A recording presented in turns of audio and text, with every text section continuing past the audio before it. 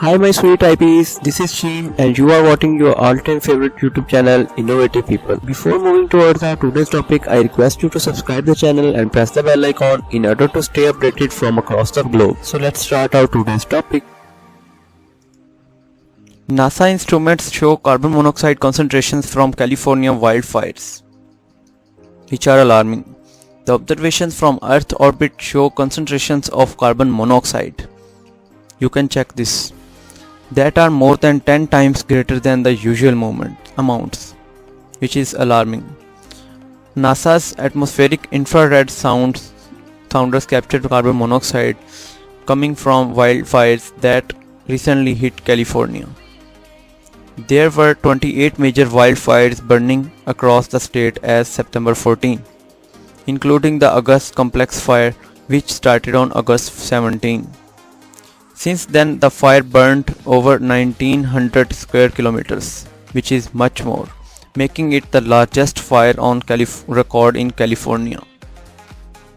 The animation shows 3-day average of carbon monoxide concentration, around 5 kilometers up in the atmosphere between 6 and 14 September. The red and orange areas indicate regions with extremely high carbon monoxide concentration of greater than 350 parts per billion by volume. The more normal concentration of carbon monoxide range from 30 to 50. Carbon monoxide is a pollutant that can persist in the atmosphere for about a month. It is released by the fires along with smoke and ash and can be transported great distances. At the high altitude mapped in NASA's images, it shows that the gas has little effect on the air we breathe. However, strong winds can carry it downwards to where it can impact air quality as well. Carbon monoxide plays a role in both air pollution and climate changes. The intense heat from the wildfires pushed the carbon monoxide high into the atmosphere.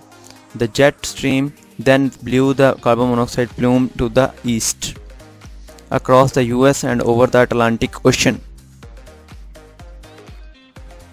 NASA's AIRS and AMSU instruments sense emitted infrared to provide an overview of Earth's weather and climate.